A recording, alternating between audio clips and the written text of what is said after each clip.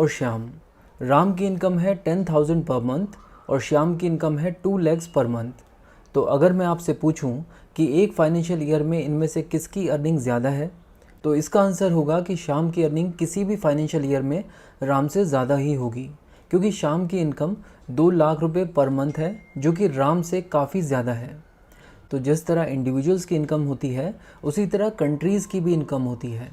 इस इनकम को कहा जाता है नेशनल इनकम। और नेशनल इनकम को मेज़र करने के बहुत सारे तरीके हैं। इनमें से 4 तरीके हैं: जीडीपी, एनडीपी, जीएनपी और एनएनपी। इनकम को मेज़र करने के सभी तरीकों में जीडीपी को सबसे ज़्यादा स्टेबल तरीका माना गया है।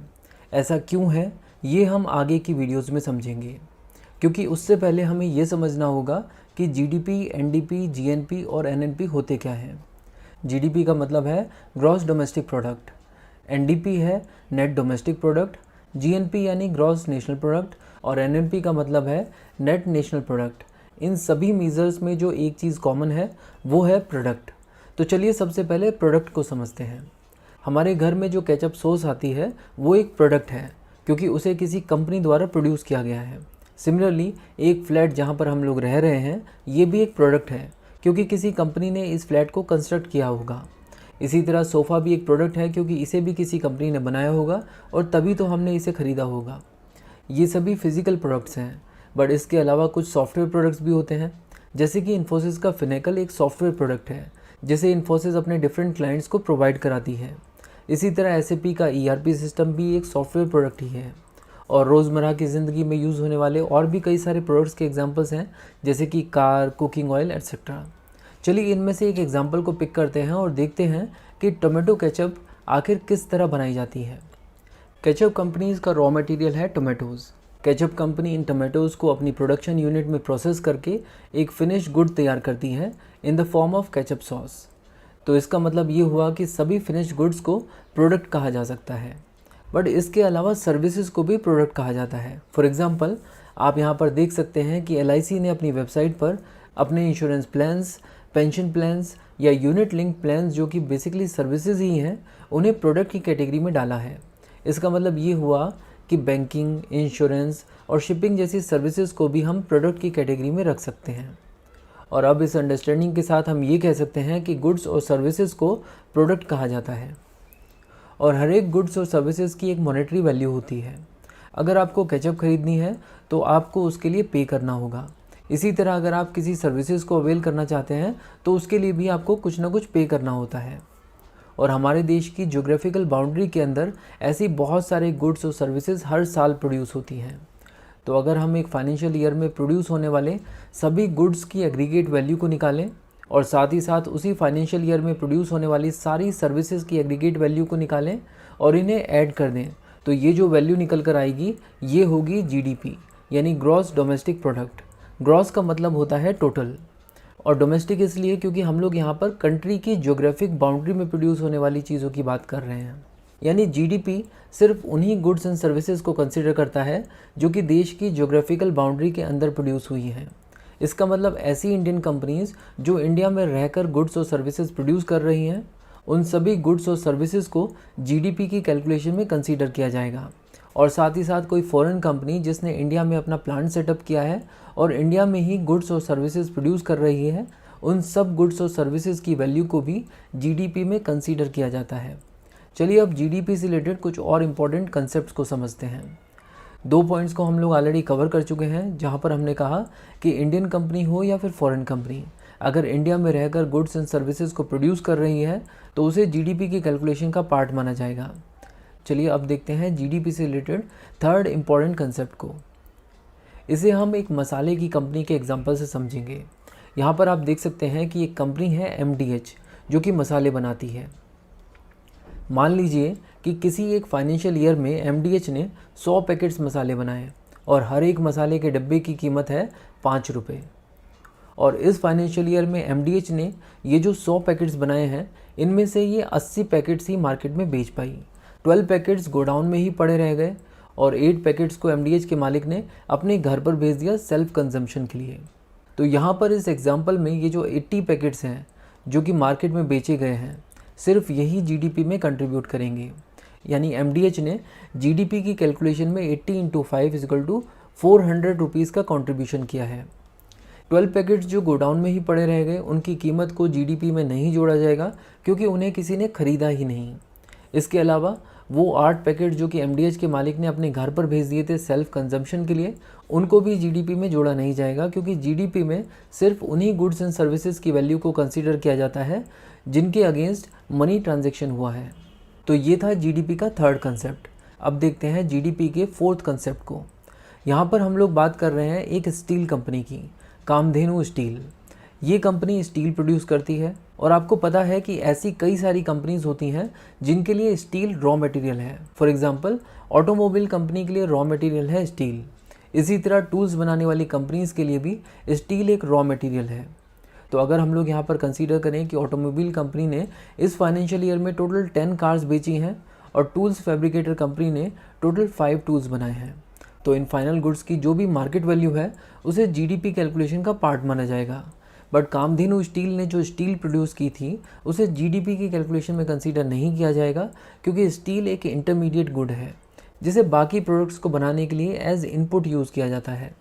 तो कंसेप्ट ये है कि हम सिर्फ फाइनल गुड्स की ही मार्केट वैल्यू को जीडीपी की कैलकुलेशन में कंसीडर करते हैं और फाइनल गुड्स ऐसे गुड्स को कहा जाता है जिन गुड्स को यूज़ करके फर्दर वैल्यू एडिशन नहीं किया जा सकता।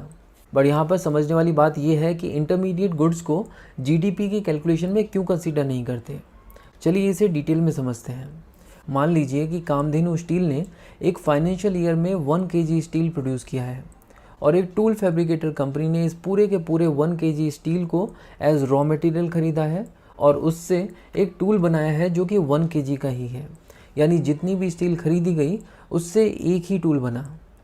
मान के चलते हैं कि कामधेनु स्टील ने टूल फैब्रिकेटर कंपनी को ये 1 kg स्टील 5 रुपये में बेचा था, तो हम कह सकते हैं कि इस टूल फैब्रिकेटर कंपनी ने इस टूल को बनाने के लिए 5 रुपये इन्वेस्ट किए रॉ मटेरियल पर।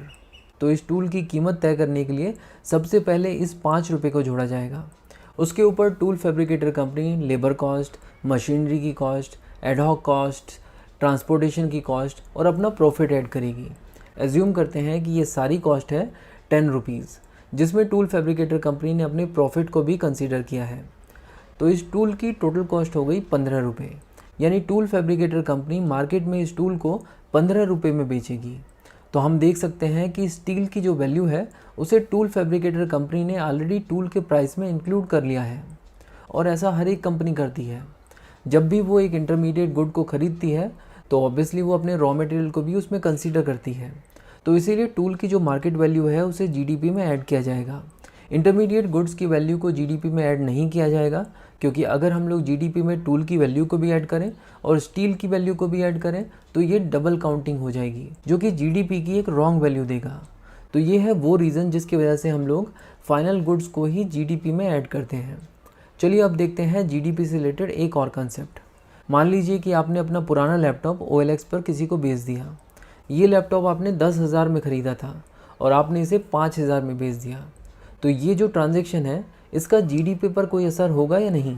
तो ये जो ट्रांजैक्शन है इसका जीडीपी पर कोई असर नहीं होगा क्योंकि यहाँ पर गुड्स और सर्विसेज प्रोड्यूस ही नहीं हुई।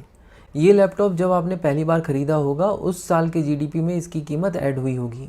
अभी आप इसे किसी भी कीमत पर बेच रहे हैं, उसका जीडीपी से कोई लेना देना नहीं है क्योंकि जीडीपी ऐसे गुड्स और सर्विसेज के लिए कंसीडर किया जाता है जिन्हें इस फाइनेंशियल ईयर में प्रोड्यूस किया गया है, मैन्युफैक्चर किया गया है। अब चलिए एक बात बताइए, एक शॉपकीपर ने कंपनी से एक लैपटॉप 10,000 में ख़रीदा और आपको 15,000 में बेचा।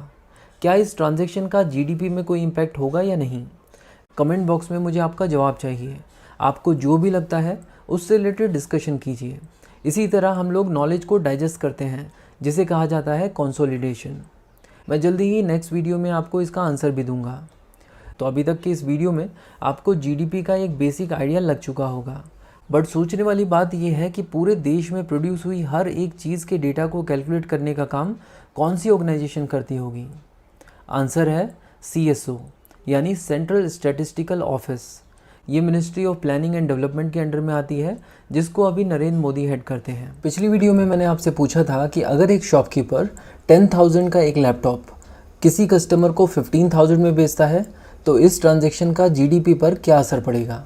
तो चलिए इसे समझने की कोशिश करते हैं। यहाँ पर ये जो लैपटॉप है, अगर ये इसी फाइनेंशियल ईयर में प्रोड्यूस किया गया है तो ऐसे में इसकी जो भी वैल्यू है वो जीडीपी में ऐड हो जाएगी एज 10,000। और क्योंकि शॉपकीपर आपको सर्विस प्रोवाइड करा रहा है, उसकी एक शॉप है जिसका वो रेंट देता है, वहाँ पर एसी चलता है, उसका बिल पे करता है, तो इन सारी चीज़ों को कंसीडर करते हुए शॉपकीपर ने लैपटॉप के प्राइस में 5,000 रुपीज़ ऐड कर दिए हैं। तो इसे भी जीडीपी की कैलकुलेशन में कंसीडर किया जाएगा। सिंप्लिसिटी ऑफ कैलकुलेशन के लिए हम अगर ये अज्यूम करें कि एक फाइनेंशियल ईयर में इंडिया में सिर्फ एक ही लैपटॉप प्रोड्यूस हुआ है और उस लैपटॉप को एक शॉप द्वारा बेचा गया है जिसके लिए सर्विसेज की वैल्यू है 5,000, तो ऐसे में हमारे देश का जीडीपी होगा 15,000 रुपीज़।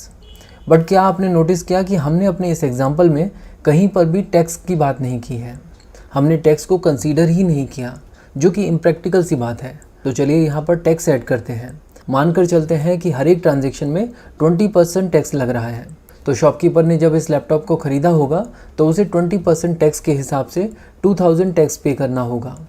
इसका मतलब ये हुआ कि शॉपकीपर को ये लैपटॉप 12,000 में पड़ा, उसके ऊपर 5,000 की उसने सर्विस ऐड की, इस सर्विस चार्ज का 20% हुआ 1,000। और क्योंकि आपको पता है कि मैन्युफैक्चरर से लेकर शॉपकीपर तक जितने भी इनडायरेक्ट टैक्स होते हैं वो सब कस्टमर्स को ही पे करने होते हैं, तो इसका मतलब ये हुआ कि कस्टमर के लिए लैपटॉप की जो टोटल कॉस्ट है वो 15,000 नहीं बल्कि 18,000 हो जाएगी। तो अब अगर मैं आपसे पूछूं कि अगर एक फाइनेंशियल ईयर में हमारे देश में एक लैपटॉप प्रोड्यूस हुआ और एक सर्विस प्रोड्यूस हुई, तो ऐसे में जीडीपी 15,000 होगा या फिर 18,000। इसका आंसर आप तभी दे पाएंगे जब आपको फैक्टर कॉस्ट और मार्केट प्राइस के कंसेप्ट के बारे में पता होगा। बेसिकली जीडीपी को फैक्टर कॉस्ट में भी निकाला जा सकता है और मार्केट प्राइस पर भी। तो चलिए सबसे पहले समझते हैं कि फैक्टर कॉस्ट क्या होता है। देखिए, अगर आपको किसी भी तरह के गुड्स या फिर सर्विसेज को प्रोड्यूस करना है तो ऐसे में आपको एज एन एंटरप्रेन्योर कुछ चीज़ों की ज़रूरत होगी, जैसे कि लैंड जिसके ऊपर आप फैक्ट्री लगाओगे, कुछ लेबर्स या वर्कर्स चाहिए होंगे, इसके अलावा ढेर सारी कैपिटल चाहिए होगी जिसके थ्रू आप रॉ मटेरियल्स को ख़रीद पाएंगे, मशीन्स को सेटअप कर पाएंगे, मार्केटिंग के लिए अपना बजट बना पाएंगे और साथ ही साथ ट्रांसपोर्टेशन की कॉस्ट को भी उठा पाएंगे। बट क्योंकि सबके पास इतना कैपिटल नहीं होता, इसीलिए ये पैसा आप बैंक से ब्याज पर ले सकते हैं, यानी इंटरेस्ट पर ले सकते हैं। तो एज एन एंटरप्रेन्योर जब आप एक प्रोडक्ट को बनाते हैं तो आप उसके प्रॉफिट के बारे में भी सोचते हैं। जो लैंड आपने ली है उसके लिए आपको रेंट देना होता है, लेबर्स और वर्कर्स को वेजेस और सैलरीज देनी होती है। इसके अलावा बैंक से आपने जो पैसा उठाया है उसका इंटरेस्ट भी आपको भरना होता है और इन सभी चीज़ों की कॉस्ट होती है। चलिए मान के चलते हैं कि एक महीने में लैंड के लिए जो आप रेंट देते हैं वो है 20,000, लेबर्स और वर्कर्स को जो वेजेस और सैलरीज देते हैं वो है टोटल 20,000, और बैंक से जो आपने पैसा उठाया है उसके लिए आप बैंक को जो हर महीने ब्याज देते हैं वो है 20,000 रुपीज़। और इसके अलावा आप मानते हैं कि आपको हर महीने 40,000 रुपीज़ का प्रॉफिट करना है, तो एक महीना फैक्ट्री रन करने की जो आपको कॉस्ट आ रही है वो है 1 लाख रुपीज़। और मान के चलते हैं कि आप इस एक महीने में 10 लैपटॉप्स बनाते हैं, तो इसका मतलब ये हुआ कि आपके लिए एक लैपटॉप बनाने की जो कीमत है वो है 10,000 रुपये, और इसे ही फैक्टर कॉस्ट कहा जाता है क्योंकि प्रोडक्शन के जितने भी फैक्टर्स हैं उनको कंसीडर करने के बाद आपने इस कॉस्ट को निकाला है। तो लैपटॉप की फैक्टर कॉस्ट हुई 10,000 रुपीज़। इसी तरह शॉपकीपर की भी फैक्टर कॉस्ट निकाल सकते हैं, उसकी शॉप का रेंट, एसी या इलेक्ट्रिसिटी का किराया, मशीनों की मेंटेनेंस और वहाँ पर काम करने वाले वर्कर्स की सैलरीज, इन सब चीज़ों को निकालकर जो फैक्टर कॉस्ट बनती है वो है 5,000 रुपीज़। तो इसका मतलब ये हुआ कि हमारे एग्जाम्पल में जीडीपी एट फैक्टर कॉस्ट हुई 15,000 रुपीज़। और अगर अब बात करें मार्केट प्राइस की, तो मार्केट प्राइस होता है factor cost plus indirect taxes minus subsidies. इसका मतलब 15,000 रुपये के ऊपर जितने भी टैक्सेस सरकार द्वारा लगाए गए हैं, अगर उन्हें भी हम यहाँ पर जोड़ दें और सरकार ने अगर कोई भी सब्सिडी दी है लैपटॉप बनाने के लिए, उसको हम यहाँ पर माइनस कर दें, तो हमें जो वैल्यू मिलेगी वो होगी जीडीपी एट मार्केट प्राइस। तो चलिए जीडीपी एट फैक्टर कॉस्ट और जीडीपी एट मार्केट प्राइस से रिलेटेड एक एग्जांपल को देखते हैं। यहाँ पर हम 3 साल का एक डेटा देखेंगे। हमारे एग्जांपल के हिसाब से जीडीपी एट फैक्टर कॉस्ट है 15,000 रुपीज़। मान के चलते हैं कि ईयर 2021 में सिर्फ एक ही लैपटॉप प्रोड्यूस हुआ और एक ही सर्विस प्रोड्यूस हुई, तो फैक्टर कॉस्ट अभी भी 15,000 ही रहेगी। और यही सेम सिचुएशन रही नेक्स्ट ईयर यानी 2022 में भी। यहाँ पर भी फैक्टर कॉस्ट 15,000 ही रहेगी क्योंकि एक ही लैपटॉप बना और उसे ही शॉपकीपर द्वारा बेचा गया।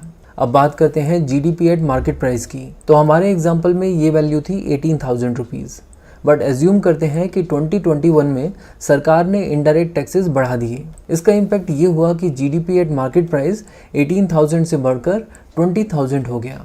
इसके बाद लेट्स से ईयर 2022 में भी सरकार ने इनडायरेक्ट टैक्सेस को और ज़्यादा बढ़ा दिया, तो इसकी वजह से 2022 में जीडीपी एट मार्केट प्राइस हो गया 25,000 रुपीज़। तो आप देख रहे हैं कि इकोनॉमी में गुड्स एंड सर्विसेज के प्रोडक्शन में कोई भी इंक्रीमेंट नहीं हुआ। गुड्स एंड सर्विसेज तीनों साल वही थी, लेकिन फिर भी जीडीपी एट मार्केट प्राइस लगातार बढ़ते जा रहा है, और वो इसलिए क्योंकि टैक्सेस बढ़ा दिए गए। तो अब अगर इस अंडरस्टैंडिंग के बाद मैं आपसे पूछूं कि जीडीपी एट फैक्टर कॉस्ट और जीडीपी एट मार्केट प्राइस, इनमें से कौन सा इंडिकेटर बेटर इंडिकेटर है, ये जानने के लिए कि हमारी इकोनॉमी में गुड्स और सर्विसेज का प्रोडक्शन इंक्रीज़ हो रहा है या नहीं, तो इसका आंसर होगा जीडीपी एट फैक्टर कॉस्ट। और हमारे देश में भी जीडीपी फैक्टर कॉस्ट पर ही कैलकुलेट हुआ करता था, बट ईयर 2015 में इंडिया के जीडीपी को मार्केट प्राइस पर कैलकुलेट किया जाना शुरू कर दिया गया। पिछली वीडियो में हम लोगों ने देखा था कि अगर हम ये जानना चाहते हैं कि हमारी इकोनॉमी में गुड्स एंड सर्विसेज का प्रोडक्शन इंक्रीज़ हो रहा है या फिर डिक्रीज़, तो ये जानने के लिए फैक्टर कॉस्ट और मार्केट प्राइस में से जो बेटर इंडिकेटर है वो है फैक्टर कॉस्ट, क्योंकि जीडीपी एट मार्केट प्राइस तो टैक्सेस बढ़ाए जाने की वजह से भी इंक्रीज़ हो सकता है। और इंडिया में भी जीडीपी को GDP at factor cost he calculate किया जाता था, बट 2015 में जीडीपी को मार्केट प्राइस पर कैलकुलेट किया जाने लगा। पिछली वीडियो में मैंने आपसे पूछा था कि जीडीपी की कैलकुलेशन के इस मेथड को चेंज करने का क्या कारण हो सकता है। तो बात यह है कि ये चेंज इसलिए किया गया था ताकि हमारे देश की जीडीपी कैलकुलेशन को ग्लोबल प्रैक्टिसेस से इनलाइन किया जा सके, क्योंकि वर्ल्ड की सभी मेजर इकोनॉमीज़ की जीडीपी मार्केट प्राइस पर ही कैलकुलेट होती है। तो अगर हम लोग अपनी जीडीपी को मार्केट प्राइस पर कैलकुलेट करेंगे तो हम अपनी जीडीपी ग्रोथ को बाकी डेवलप्ड कंट्रीज़ के साथ इफ़ेक्टिवली कंपेयर कर पाएंगे। इनफैक्ट ईयर 2008 में यूनाइटेड नेशंस के SNA यानी सिस्टम्स ऑफ नेशनल अकाउंट्स ने भी इंडिया को अपना जीडीपी मार्केट प्राइस पर ही कैलकुलेट करने के लिए रिकमेंड किया था। तो ये तो था वो रीज़न जिसकी वजह से 2015 के बाद से हमने जीडीपी को मार्केट प्राइस पर कैलकुलेट करना शुरू किया। अब क्योंकि ये क्वेश्चन मैंने आपसे पिछली वीडियो में पूछा था, तो वहाँ पर इससे रिलेटेड कई सारे आंसर्स आए थे। उनमें से 3 लोगों ने करेक्ट आंसर दिया है। इनका नाम है आसिफ खान, पूजा कर्ण और शिवम श्रीवास्तव। तो चलिए बढ़ते हैं आज के टॉपिक पर। तो जैसा कि हमने कहा कि फैक्टर कॉस्ट जो है वो एक बेटर इंडिकेटर है ये जानने के लिए कि क्या हमारी इकोनॉमी में गुड्स और सर्विसेज का प्रोडक्शन इंक्रीज़ हो रहा है या नहीं। बट इस बात का ये मतलब बिल्कुल नहीं है कि फैक्टर कॉस्ट सिर्फ तभी इंक्रीज़ होगी जब हमारी इकोनॉमी में गुड्स और सर्विसेज का प्रोडक्शन इंक्रीज़ होगा, और इस बात के गलत होने का रीज़न है इन्फ्लेशन। चलिए देखते हैं कि इन्फ्लेशन किस तरह फैक्टर कॉस्ट को अफेक्ट करके हमें बढ़ी हुई जीडीपी वैल्यू देता है। मान लीजिए ईयर 2020 में लैपटॉप की कॉस्ट थी 10,000 रुपीज़ और इस पूरे साल में सिर्फ एक ही लैपटॉप बनाया गया। इसके बाद ईयर 2021 और ईयर 2022 में भी सिर्फ एक ही लैपटॉप बनाया गया, और मान के चलते हैं कि इन ईयर्स में इन्फ्लेशन की वैल्यू थी 10%, यानी हर साल चीज़ें 10% महंगी हो जाएंगी। तो इस हिसाब से ईयर 2021 में लैपटॉप की फैक्टर कॉस्ट हो जाएगी 11,000 रुपीज़ और ईयर 2022 में लैपटॉप की फैक्टर कॉस्ट हो जाएगी 12,100 रुपीज़। तो हम देख सकते हैं कि ईयर 2021 में जीडीपी होगा 10,000 रुपीज़, ईयर 2021 में जीडीपी होगा 11,000 रुपीज़ और ईयर 2022 में जीडीपी होगा 12,100 रुपीज़। तो हमने इस एग्जाम्पल में देखा कि इन 3 सालों में हमारा जीडीपी हर साल बढ़ते जा रहा है, जबकि गुड्स और सर्विसेज में कोई भी इंक्रीमेंट नहीं हुआ। यानी ईयर 2021 में जो जीडीपी हमने देखा है वो एक इन्फ्लेटेड जीडीपी है। इसी तरह ईयर 2022 में जो जीडीपी की वैल्यू हमारे सामने आई है ये भी एक इन्फ्लेटेड जीडीपी ही है, यानी जीडीपी के अंदर इन्फ्लेशन ऑलरेडी एडिड है। और अगर हमारे जीडीपी में इन्फ्लेशन ऑलरेडी एडिड होता है तो उस जीडीपी को कहा जाता है नॉमिनल जीडीपी, और नॉमिनल जीडीपी कैलकुलेट होता है उस फाइनेंशियल ईयर के सभी प्रोडक्ट्स के करंट प्राइसेस को क्वांटिटी से मल्टीप्लाई करके। और अगर हम इस नॉमिनल जीडीपी से इन्फ्लेशन को निकाल दें तो ये बन जाएगा रियल जीडीपी। बट क्वेश्चन ये है कि ये इन्फ्लेशन निकाला कैसे जाता है, कैसे कैलकुलेट करते हैं ये रियल जीडीपी।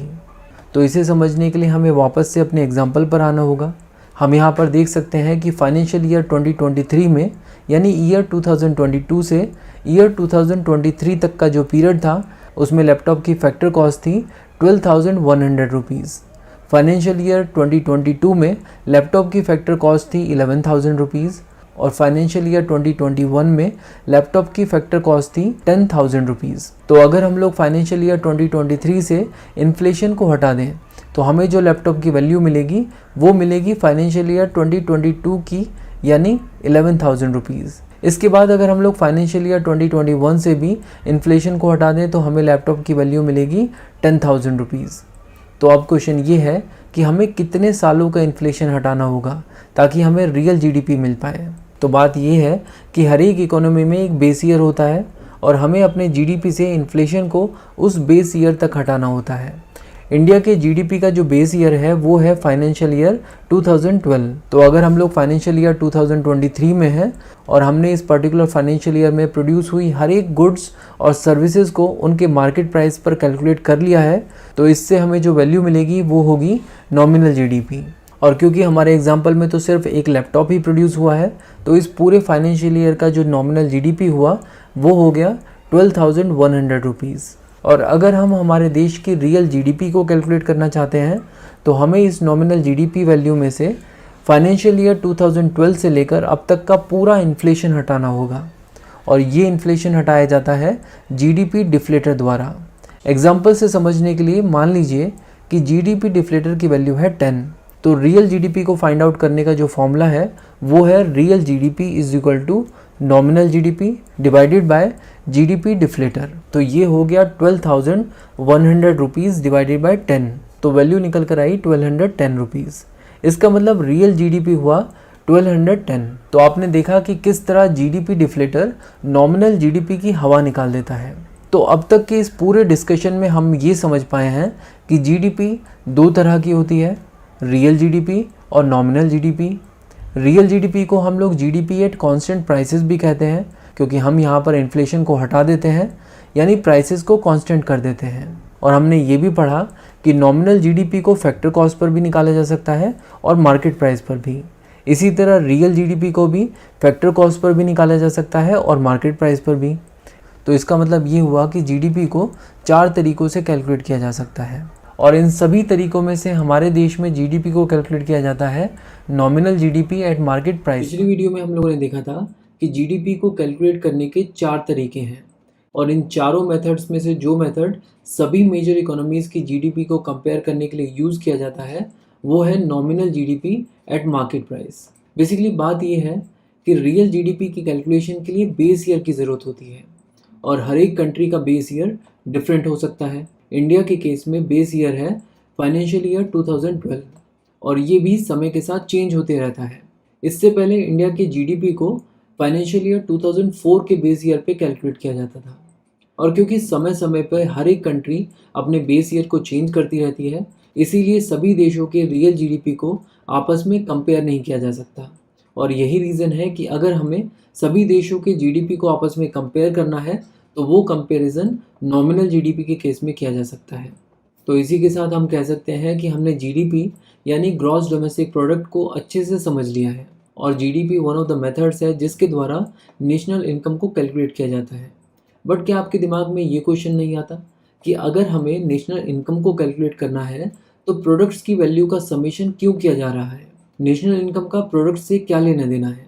भाई सिंपल सी बात है, अगर मैं आपको बताऊं कि मैं एक साल में यूट्यूब से 500 रुपीज़ कमाता हूं, 500 रुपये मुझे रेंट से मिलते हैं और पूरे साल में मुझे 1000 रुपीज़ मिलते हैं मेरी जॉब से, तो आप तुरंत इन सबको जोड़कर मेरी इनकम कैलकुलेट कर दोगे जो होगी 2000 रुपीज़। इसी तरह अगर मेरी फैमिली में मेरे अलावा और भी अर्निंग मेंबर्स हैं तो मेरी फैमिली की इनकम को कैलकुलेट करने के लिए मुझे अपनी फैमिली के सभी अर्निंग मेंबर्स की इनकम को कैलकुलेट करना होगा।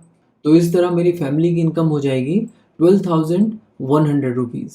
तो अगर यही लॉजिक मैं नेशनल इनकम को कैलकुलेट करने के लिए लगाऊं तो यहाँ पर मैं अपने देश के टेरिटोरियल एरिया में रह रहे सभी लोगों की इनकम को ऐड कर दूंगा और जो भी वैल्यू आएगी वो नेशनल इनकम होनी चाहिए।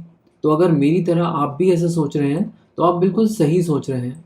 अगर हम हमारे देश में रहने वाले सभी लोगों की इनकम को ऐड कर दें तो जो भी वैल्यू आएगी वो वैल्यू हमारे देश की नेशनल इनकम होगी। और कमाल की बात यह है कि हमारे देश में प्रोड्यूस हुई सभी गुड्स और सर्विसेज की वैल्यू को जोड़कर भी यही वैल्यू आएगी। और इतना ही नहीं, अगर हम लोग हमारे देश में होने वाले सभी एक्सपेंडिचर्स को जोड़ दें तो भी यही वैल्यू आएगी। सुनने में थोड़ा अजीब लग रहा होगा, बट एग्जाम्पल से देखेंगे तो आपको इस बात पर विश्वास हो जाएगा। मान लीजिए कि हमारे देश में पूरे साल में बस एक लैपटॉप प्रोड्यूस हुआ, और आपको पता है कि किसी भी चीज़ को प्रोड्यूस करने के लिए 4 चीज़ों की ज़रूरत होती है: एंटरप्रेन्योर, लैंड, लेबर और कैपिटल। और इन 4 चीज़ों को फैक्टर्स ऑफ प्रोडक्शन भी कहा जाता है। और यहाँ पर ये जो एंटरप्रेन्योर है वो इस लैपटॉप को प्रोड्यूस कर रहा है प्रॉफिट के लिए। जिसकी ये लैंड है उसने अपनी ये लैंड इस कंपनी को दी है रेंट के लिए। लेबर्स और वर्कर्स इस लैपटॉप कंपनी में काम कर रहे हैं वेजेस और सैलरीज के लिए। और इस कंपनी में जिसने भी पैसा लगाया है उसने पैसा लगाया है इंटरेस्ट के लिए, यानी ब्याज के लिए। चलिए इन सब चीज़ों की एक अप्रोक्सीमेट वैल्यू ले लेते हैं।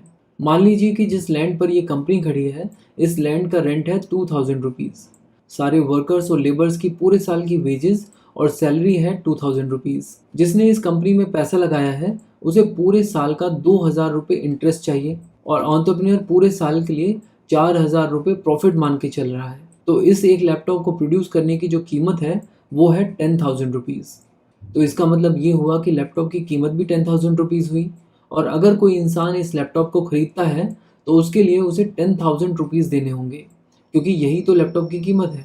और क्योंकि इस एग्जाम्पल में हमने एज्यूम किया है कि हमारे देश में पूरे साल में सिर्फ यही एक लैपटॉप बना है और यही एक लैपटॉप बिका है, तो इस पूरे साल में हमारे देश के लोगों द्वारा जो एक्सपेंडिचर हुआ है वो कितना है?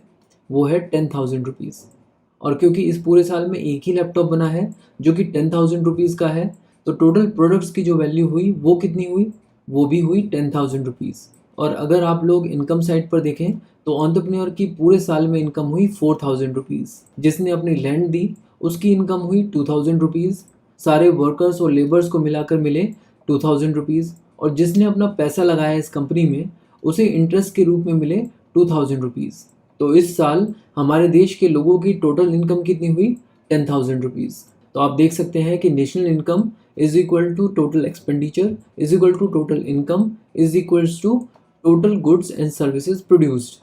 तो अब जाकर हम कह सकते हैं कि जीडीपी का जो टॉपिक है वो पूरी तरह से कवर हो गया है।